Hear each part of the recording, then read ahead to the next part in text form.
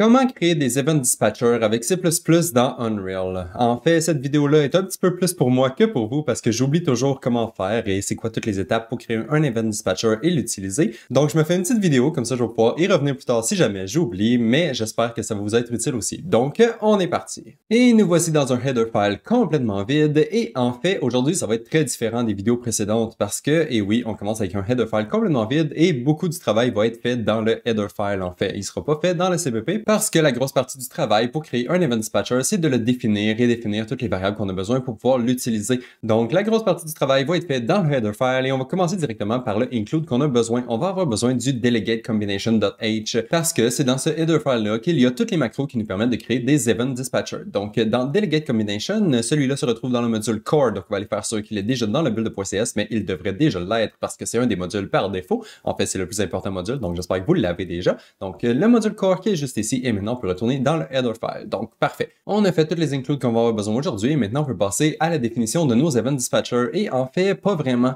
parce que les Event Dispatchers, si on veut qu'ils soient accessibles en Blueprint, et c'est mon cas aujourd'hui, j'aimerais que mes Event Dispatchers soient utilisables en Blueprint, il faut que les Event Dispatchers soient sur un objet spécifiquement et ça, c'est différent de ce qu'on fait habituellement parce que habituellement, on fait simplement créer des fonctions statiques et on peut pas faire ça avec nos Event Dispatchers. Il faut les mettre sur un objet. Donc, comme objet aujourd'hui, je vais simplement utiliser ma librairie. Ma librairie est un objet. Je vais l'utiliser comme endroit sur lequel je peux sauvegarder mes Event Dispatchers. Donc, parfait, on a notre objet. Mais par contre, en ce moment, on n'a aucune façon d'accéder à notre librairie via Blueprint. Donc, pour ce faire, je vais me créer un singleton. Donc, je vais simplement me créer un petit singleton ici pour ma librairie. Donc, je vais me créer une petite variable statique ici qui va être un pointeur vers ma librairie et je vais simplement l'appeler Event Dispatcher Singleton. Donc, parfait, on a notre singleton. Pour pouvoir assigner les valeurs de notre singleton, notre variable qui est juste ici, on veut le faire dans le constructeur et le destructeur. Donc, dans le constructeur ici, on va setter notre variable avec l'objet qui vient d'être construit. Et dans le destructeur, on va la resetter pour qu'elle soit à nul quand l'objet se fait détruire. Et ça, toute cette logique-là, c'est pas la meilleure façon de se faire un singleton et faire sûr qu'il est unique et tout. Mais dans notre cas, ça devrait toujours fonctionner parce qu'il y a toujours une seule instance d'une New Blueprint Function Library dans l'éditeur d'Unreal à la fois. Donc, c'est Unreal qui s'occupe déjà de créer une seule instance de chaque Blueprint Function Library dans l'éditeur. Donc, notre singleton devrait vraiment être unique et devrait bien fonctionner. Donc, voilà. On a notre nouvelle petite variable statique ici qui va contenir l'information de qui est la librairie qu'on va utiliser. Et ensuite, on va setter notre variable dans notre constructeur et notre destructeur. Et en fait, c'est ça qu'on va aller faire immédiatement. Donc, on va aller faire notre constructeur et notre destructeur dans le CPP. Donc, je vais aller dans mon CPP juste ici. Avant de faire mon constructeur et destructeur, il faut réinitialiser notre variable statique parce que c'est de la façon que ça fonctionne. Donc, quand on se crée une variable statique ici, il faut juste la réinitialiser dans le CPP et lui assigner une valeur par défaut. Donc, notre variable statique est faite et maintenant notre constructeur et notre destructeur. Donc, dans mon constructeur qui est juste ici, je vais simplement setter mon singleton pour qu'il soit égal à 10, donc l'instance de la librairie qui vient d'être créée. Et ensuite, pour le destructeur, même chose. Donc, quand ma librairie se fait détruire, je fais simplement setter mon singleton de retour à nul pointeur parce que la librairie s'est fait détruire, il ne devrait plus y avoir d'instance de librairie dans l'engin, donc notre variable devrait maintenant être égale à nul. Voilà. Donc là, notre singleton devrait être bien fonctionnel, mais par contre, en ce moment, il n'est pas accessible en Blueprint. Le singleton, ici, on ne peut pas simplement accéder la variable directement par ce Blueprint. Il faut nous créer une fonction get pour pouvoir lui accéder et ça, on va retourner faire ça dans le header file. Donc, je retourne dans mon header file ici et je vais me rajouter mon petit get. Voilà, mon petit get qui va être available en Blueprint, un petit Blueprint pure juste ici. On retourne simplement un pointeur vers ma librairie et je fais simplement l'appeler get event dispatcher singleton. Et la fonction va être super simple, elle va simplement nous retourner notre singleton. Donc, j'ai la déclaration de ma fonction juste ici dans mon header file. Maintenant, je vais aller la définir dans mon CPP. Donc, dans mon CPP, je vais me créer ma petite fonction juste ici. Donc, get event dispatcher singleton et je fais simplement retourner mon singleton juste ici. Voilà, c'est fait. Maintenant, on devrait avoir un singleton de notre Blueprint Function Library qui est accessible en Blueprint. Super, on a tout ce qu'on avait besoin à faire pour le singleton. Maintenant, on va retourner dans le header file et maintenant, on peut passer aux vraies fonctions qu'on va faire aujourd'hui. Mais avant de créer nos Event Dispatchers, je vais nous créer trois autres petites functions helper qui vont être exposées en Blueprint parce qu'on va créer plusieurs Event Dispatchers et il va nous falloir des fonctions pour pouvoir facilement les attacher ou les détacher ou les appeler. Donc, je vais simplement me créer ces trois petites fonctions-là juste ici. Donc, je vais avoir premièrement une Blueprint Callable Function pour attacher nos Event Dispatchers, donc bind Event Dispatchers CPP. Ensuite, on va avoir une fonction pour les détacher, donc unbind Event Dispatchers CPP. Et finalement, une troisième fonction pour appeler nos Event Dispatchers, donc call Event Dispatchers. Avec ces trois fonctions-là, on va pouvoir facilement interagir avec nos Event Dispatchers, tous les Event Dispatchers qu'on va créer aujourd'hui. Donc, nos trois petites fonctions sont juste ici. On va aller les définir dans le CPP rapidement. On ne fera pas grand-chose à l'intérieur autres que les créer pour l'instant. Donc, on va retourner dans le CPP et on va créer nos 3 petites fonctions. Voilà, nos 3 fonctions-là sont vides, sont prêtes à être utilisées. Parfait. Donc, on est enfin prêt à créer notre premier event dispatcher et on va aller faire ça dans notre header file. Donc, de retour dans le header file, on peut se créer notre premier event dispatcher et ça va se passer en haut juste ici parce qu'il va nous falloir nous déclarer nos event dispatchers, donc dire au code que l'event dispatcher existe de la même façon que vous le faites avec un header file pour chacune de vos classes, évidemment. Donc, ici, je me déclare ma classe et je définis toutes les fonctions qu'il y a à l'intérieur. C'est la même chose que la macro fait juste ici. Donc, le declare dynamic multicast delegate, ça nous crée la classe de notre event dispatcher et dans mon cas à moi, je l'ai nommé f multi dispatcher. Ça, c'est le nom de ma classe à moi. C'est le nom de la classe qu'on va devoir réutiliser quand on veut nous créer des variables de ce type de dispatcher-là. Et ensuite, quand on veut appeler nos event dispatchers, on va simplement pouvoir appeler notre variable de cette classe-là et la variable va pouvoir dispatcher l'information partout. Et justement, je dis variable, mais en ce moment, on n'a aucune variable de cette classe-là parce qu'on vient de déclarer la classe. Donc là, on va aller nous créer une petite variable de notre classe qui est juste ici. Donc, le f multi-dispatcher, c'est le nom de ma classe. Et ensuite, je me suis créé ma variable multi-dispatcher qui est juste ici. C'est cette variable-là qui est vraiment le event dispatcher qu'on peut utiliser en Blueprint, qu'on peut utiliser en C++, c'est à cette variable-là qu'il faut s'attacher, c'est à cette variable-là qu'il faut appeler si jamais on veut caller notre event dispatcher, c'est à cette variable-là qu'il faut se détacher si jamais on veut se détacher de l'event dispatcher. Donc ça, ici, c'est vraiment juste la définition de c'est quoi que le event dispatcher a besoin pour vivre, et ensuite, le event dispatcher, il est ici. On peut évidemment se créer plusieurs instances du même event dispatcher. Si jamais vous vouliez avoir plusieurs variables qui ont la même définition, le même format de fonction à appeler lorsque l'event dispatcher se fait appeler, vous pouvez simplement réutiliser le même event dispatcher sans problème, mais dans mon cas ici, je vais simplement faire une instance pour aujourd'hui. Donc, j'ai mon multi-dispatcher qui est juste ici. J'ai fait sûr que mon multi-dispatcher soit blueprint assignable, comme ça on va pouvoir l'assigner plus tard en blueprint, et c'est tout, notre event dispatcher est créé. Mais par contre, pour aller avec notre event dispatcher, il nous faut aussi une fonction qu'on veut appeler lorsque l'event dispatcher se fait appeler. Évidemment, on peut définir cette fonction-là en Blueprint sans problème et on peut aussi le faire en C++ et on peut le faire dans les deux. Et c'est ce qu'on va faire aujourd'hui. On va se créer des fonctions en Blueprint et on va aussi se créer des fonctions en C++ et on va commencer par notre fonction C++. Donc, on a notre petite fonction qui est juste ici, le onMultiDispatcherCalled. Donc, quand cet event dispatcher va se faire appeler, ça va appeler notre fonction qui est juste ici. La fonction doit être une uFunction, donc faites sûr de rajouter la petite macro juste en haut, et voilà, vous avez votre fonction qui est prête à être appelée lorsque l'event dispatcher se fait appeler, évidemment. Donc, on a notre fonction, il y a juste à aller la définir dans le CPP, donc je vais retourner juste ici et m'ajouter ma petite fonction juste là, et voilà. Les fonctions aujourd'hui vont être super simples, on va simplement printer de l'information, donc ici, je crée ma fonction, et à l'intérieur, je me rajoute un petit log temp pour dire que ma fonction vient d'être appelée. C'est tout, aussi simple que ça. Voilà, on n'a rien d'autre à faire. Parfait. Mais par contre, là, on n'a rien qui attache notre event dispatcher variable à notre fonction. La seule chose qu'il y a de pareil, c'est le nom de la fonction et c'est pas suffisant, évidemment. Donc là, il faut aller simplement dire à notre code que quand notre event dispatcher se fait appeler, on veut appeler notre petite fonction qui est juste ici et on va faire ça à l'intérieur de notre bind event dispatcher CPP qu'on a juste là. Donc, je vais descendre un tout petit peu pour pouvoir accéder à toutes ces fonctions-là en même temps. Donc voilà.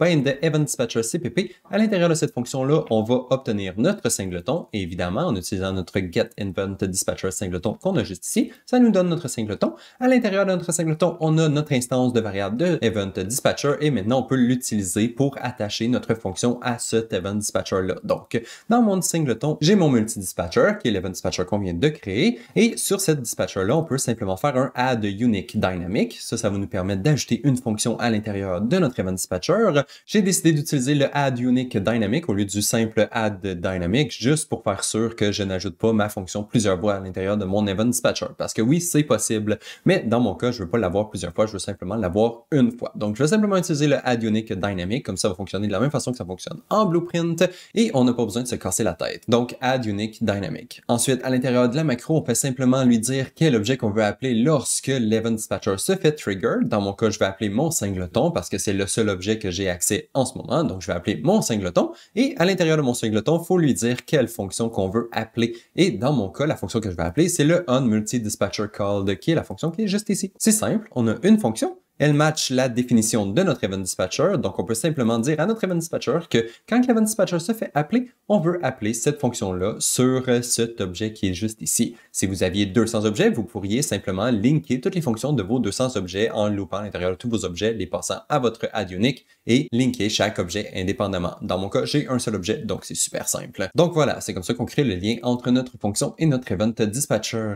Si jamais vous n'avez pas tout compris, c'est pas grave, on va en faire 2 autres exemples après. Donc, ça sera pas un problème. Voilà. Donc, ça, c'est comme ça qu'on lie les deux ensemble. Mais par contre, on veut aussi être capable de les délier si jamais on veut plus recevoir l'information lorsque le event dispatcher se fait appeler. Donc, on va faire ça juste ici. Encore une fois, je vais accéder mon singleton et une fois que j'ai mon singleton, au lieu de faire un add dynamic, cette fois, je vais faire un remove dynamic. C'est super simple. C'est la même syntaxe. On fait simplement lui dire quel objet qu'on veut retirer et la fonction qu'on veut retirer. Et évidemment, la fonction ne se fera plus appeler lorsque le event dispatcher se fait trigger. Aussi simple que ça. Et ensuite, pour triggerer nos event dispatchers pour pouvoir appeler nos fonctions et juste utiliser un event dispatcher en général, je vais faire la même chose. Je vais obtenir mon singleton parce que l'event dispatcher se trouve encore une fois sur mon singleton. Et une fois que je l'ai, là, je peux simplement obtenir ma variable de event dispatcher et simplement appeler broadcast. Et ça va simplement caller le event dispatcher. Même chose que vous faites en Blueprint.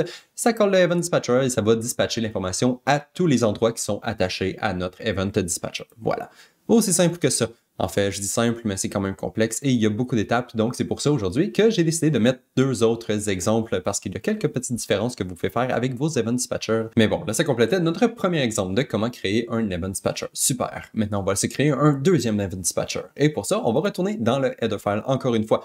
Donc, encore une fois, on va se créer un event dispatcher en haut, juste ici. Et cette fois, on va utiliser le declare dynamic multicast delegate underscore one param. Et le underscore one param ici, ça nous permet de rajouter un input à notre event dispatcher. Et dans mon cas, c'est un booléen. La façon que vous rajoutez vos inputs, c'est simplement en ajoutant le type de variable que vous voulez avoir dans votre event dispatcher. Ensuite, il faut mettre une virgule juste ici et ensuite le nom de votre variable. Donc, ici, j'ai le nom de mon dispatcher, j'ai mon premier argument qui est juste ici et ensuite, j'ai le nom de mon argument. Donc, quand que je vais appeler mon event dispatcher, ça va me permettre de lui passer un booléen. Et c'est super parce que si on veut souvent passer l'information quand on appelle nos event dispatchers, évidemment. On a notre classe d'event dispatcher qui est créée juste ici, le f multidispatcher underscore one param, qui est ma classe à moi. Et ensuite, même chose que le dispatcher précédent, on fait simplement nous créer une variable à l'intérieur de notre Blueprint Function Library qui est juste ici. Donc, j'ai mon f multidispatcher underscore one param et le nom de ma variable, je l'ai nommé multidispatcher underscore one param. Évidemment, vous pouvez le nommer comme vous voulez. Dans mon cas, j'ai été paresseux, j'ai simplement réutilisé le même nom. J'ai ma variable de créer et maintenant l'event dispatcher est prêt à être utilisé. Et pour utiliser l'event dispatcher, on va utiliser une autre fonction C++ pour pouvoir s'y attacher parce qu'on peut pas utiliser la même fonction qu'on avait avant parce que la définition de la fonction ne sera pas la même. Ici, c'est une fonction qui ne prenait aucun paramètre en input, à ce qu'on peut voir, mais par contre, ici, notre nouveau event dispatcher, il requiert d'avoir un booléen en input. Donc, on va devoir se créer une nouvelle fonction pour pouvoir matcher les arguments qui sont définis à notre event dispatcher. Donc, c'est ce que je vais faire juste ici. J'ai ma deuxième fonction que je vais utiliser pour attacher à mon deuxième event dispatcher, donc onMultidispatcher underscore one param called, et cette fonction-là doit obtenir un booléen en input, et c'est ce qu'on fait juste là. Donc, je me suis créé mon petit booléen ici qu'on va pouvoir récupérer lorsque l'event dispatcher se fait appeler. Voilà. Donc, ma fonction est déclarée. Il reste juste à aller la définir dans le CPP, comme qu'on a fait pour l'event dispatcher précédent. Donc, dans le CPP ici, je vais me créer ma petite fonction. Donc, onMultidispatcher underscore one param called. En input, on lui passe un booléen, évidemment. Et ici, je vais simplement me faire un autre logtemp, mais cette fois, je vais aussi rajouter la valeur de mon booléen à l'intérieur de mon logtemp. Comme ça, je vais pouvoir prouver que la valeur du booléen est bien transmise à ma fonction lorsque l'event dispatcher se fait appeler. La fonction créée, super, il reste juste à aller l'attacher à notre event dispatcher variable. Parce que là, c'est juste une fonction flottante, elle n'est pas attachée à rien. Il faut aller la lier à notre event dispatcher. Et c'est ce qu'on va faire avec les 3 fonctions qu'on a en bas ici, encore une fois. Donc, premièrement, on va le binder. Je vais faire ça juste ici. Donc, encore une fois, dans mon singleton, j'accède à ma variable d'event dispatcher. Ensuite, je me fais encore un add unique dynamic. Même chose, on lui passe le singleton et on lui passe la fonction qu'on veut qu'il soit appelée lorsque l'event dispatcher se fait appeler. Et évidemment, encore une fois, il faut que la définition de la fonction match la définition de l'event dispatcher. Sinon, vous ne pouvez pas les lier ensemble. Il faut que ce soit la même définition. C'est comme ça qu'on lie notre fonction à notre event dispatcher. Ensuite, même chose quand on veut le délier. Pareil. On fait simplement appeler le remove dynamic sur notre event dispatcher OneParam. Et encore une fois, on lui passe la bonne fonction qui est la deuxième fonction qu'on vient de créer. Et finalement, pour appeler notre event dispatcher, celui-là, il va être un tout petit peu différent parce que dans le broadcast, on peut maintenant lui passer des arguments. Et l'argument qu'on doit lui passer, c'est un booléen parce que c'est ce que l'event dispatcher s'attend de recevoir. Il s'attend à recevoir un booléen. Et dans mon cas, je vais simplement me créer un booléen random juste ici en tant que premier argument de mon broadcast. Et c'est tout aussi simple que ça. Donc, on s'est créé un nouvel event dispatcher, on s'est créé une fonction qui va être attachée à notre event dispatcher, on l'a attaché ici, on l'a détaché ici, et finalement, on l'a appelé juste là en lui passant un booléen en input.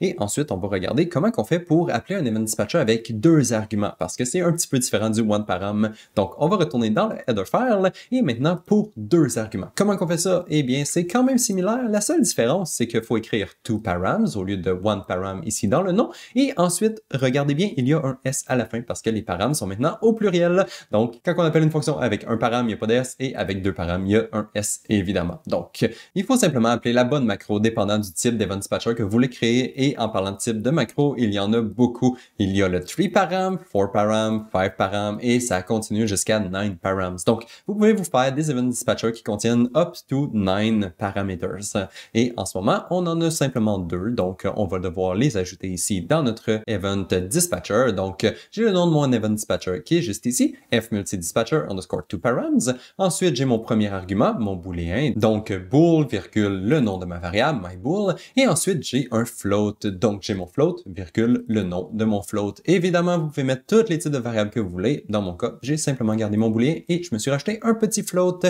Et en fait, c'est tout. C'est comme ça qu'on crée un event dispatcher avec deux paramètres. Et ensuite, on va pouvoir nous créer notre variable comme l'event dispatcher précédent. Donc, fMultiDispatcher underscore 2param, qui est ma petite variable qui est ici, multidispatcher underscore 2params. Et ensuite, il nous faut la fonction qu'on veut appeler lorsque notre event dispatcher va se faire appeler. Et notre fonction va être juste là. Donc, onMultiDispatcher underscore 2params called. Et cette fonction-là doit obtenir évidemment deux paramètres en input parce que, évidemment, l'event dispatcher s'attend à lui passer deux paramètres. Donc, l'event dispatcher veut lui passer deux paramètres, la fonction doit recevoir deux paramètres, évidemment. Donc, on a notre fonction qui est juste ici, et maintenant, on peut simplement aller l'appeler dans notre CPP. Donc, on rajoute notre fonction qui est juste là. On a notre fonction. Même chose, encore une fois, notre fonction reçoit deux inputs, donc mon booléen et mon float, parce que c'est comme ça qu'on l'a défini dans le header file. La fonction reçoit deux inputs, et la définition de la fonction est super simple. On fait simplement faire un log, encore une fois, on ajoute la valeur de notre booléen et aussi la valeur de notre float. Super simple, c'est simplement pour prouver que ça fonctionne et que nos fonctions se font bien appeler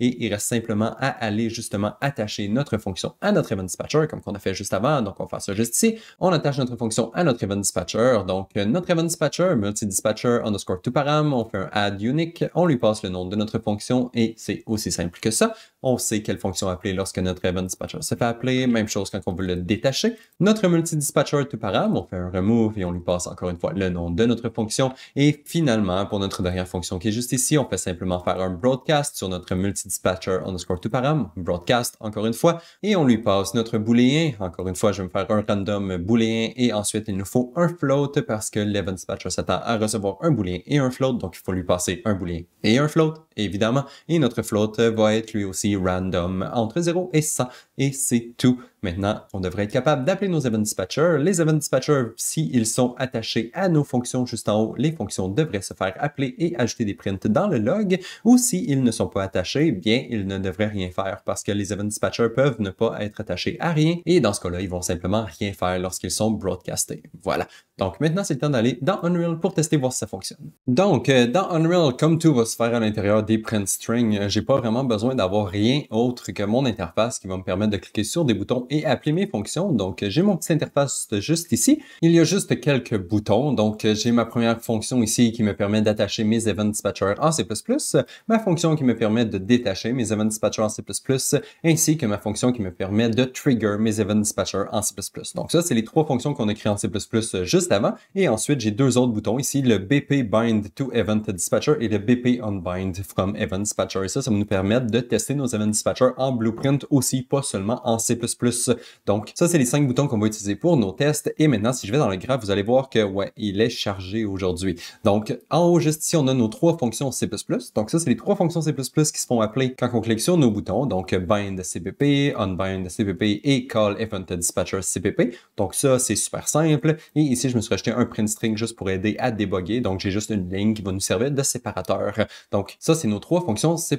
Ensuite, on a nos event dispatcher en Blueprint. Donc, c'est ici que je vais connecter et déconnecter mes event dispatcher en Blueprint. Donc, ici, comme j'ai dit, il faut utiliser notre singleton qui est dans notre Blueprint Function Library. Donc, get event dispatcher singleton. Une fois qu'on a notre singleton, là, on peut se bind ou se débind de nos event dispatcher. Donc, ici, je me bind de multi-dispatcher, qui est notre premier event dispatcher, qui n'a pas de paramètres. J'ai mon bind et ensuite j'ai mon unbind. Et pour les deux, j'utilise le même event, évidemment, parce que je veux attacher et détacher le même événement. Et c'est notre event qu'on a juste ici, qu'on va regarder un petit peu plus tard. Donc, ici, j'attache et je détache mon premier event dispatcher en utilisant ce custom event que j'ai juste là. Ensuite, même chose pour mon deuxième event dispatcher, donc get event dispatcher singleton. On fait multi-dispatcher one param, on s'attache, ou multi-dispatcher one param, on se détache. Encore une fois, on lui passe le même événement dans les deux cas. Et ensuite, si je me déplace à droite un tout petit peu, on peut voir que c'est la même chose pour le multi-event dispatcher two params. Donc, on s'attache et on se détache. Et aussi, on utilise le même event, évidemment. Et nos 3 events qu'on a juste ici, c'est simplement les 3 events qu'on a en bas, juste là. Donc, même chose que pour le C++, je fais simplement faire des print strings qui vont nous permettre de tester, voir si ça fonctionne. Donc, quand le multi-dispatcher se fait appeler, je fais simplement un simple print string. Quand le multi-dispatcher one param se fait appeler, lui aussi, je fais un print string, mais je lui passe le booléen qu'on a reçu en input. Et même chose pour le two params, je lui passe le booléen et le float qu'on a reçu en input, évidemment. Donc voilà, ça c'était pour le blueprint et l'interface. En même temps, on peut aller voir si ça fonctionne. Donc, je vais juste rouler mon install utility widget. Et maintenant, si je clique call event dispatcher, ça va broadcaster tous mes event dispatchers.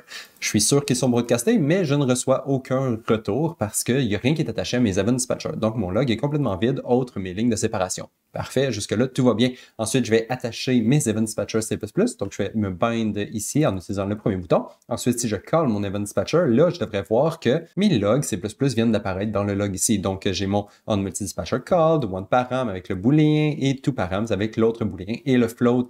Et maintenant, à chaque fois que je clique sur call event dispatcher, ça devrait broadcaster mes event dispatchers et mes fonctions C++ sont attachées au event dispatcher. Je devrais recevoir les prints de chacune de nos fonctions parce qu'ils sont appelés. OK, jusque-là, tout va bien. Ensuite, je peux les débinder, donc unbind. Et si je call maintenant, mes lignes redeviennent vides parce que mes event dispatchers ne sont plus attachés à aucune fonction C++. Mais on peut les attacher à des fonctions blueprint, donc pp bind to event dispatcher. Maintenant, si je call, ça devrait appeler mes fonctions blueprint. Donc, mes fonctions blueprint sont maintenant attachées à mes event dispatchers. On les voit dans le log ici et on les voit dans le window parce que c'est des print strings on-screen. Donc, on les voit juste ici aussi dans le viewport. Donc, quand je call mes event dispatchers, ça passe l'information à mon blueprint. Même chose, encore une fois, je peux les détacher si je veux et là, ça redevient des lignes normales. Et évidemment, on peut attacher plusieurs fonctions en même temps au même event dispatcher. Donc, je peux les bind les deux. Je peux bind mon C++ et mon blueprint. Et maintenant, si je fais un call, ça devrait appeler mes 6 lignes de print. On les voit juste ici dans le log. Donc, j'ai premièrement ma ligne C++, ensuite j'ai ma ligne blueprint pour le premier event dispatcher, ensuite le second dispatcher, donc première ligne C++, deuxième ligne blueprint et finalement première ligne C++ pour le troisième event dispatcher et le dernier, c'est la ligne blueprint de notre deuxième event dispatcher. Voilà. Donc là, on peut voir que ça fonctionne bien. On peut attacher et détacher nos fonctions de nos event dispatchers autant en C++ qu'en blueprint et c'est comme ça qu'on crée des event dispatchers en C++. Donc, ça va conclure la vidéo d'aujourd'hui et on se revoit dans la prochaine. Bye bye!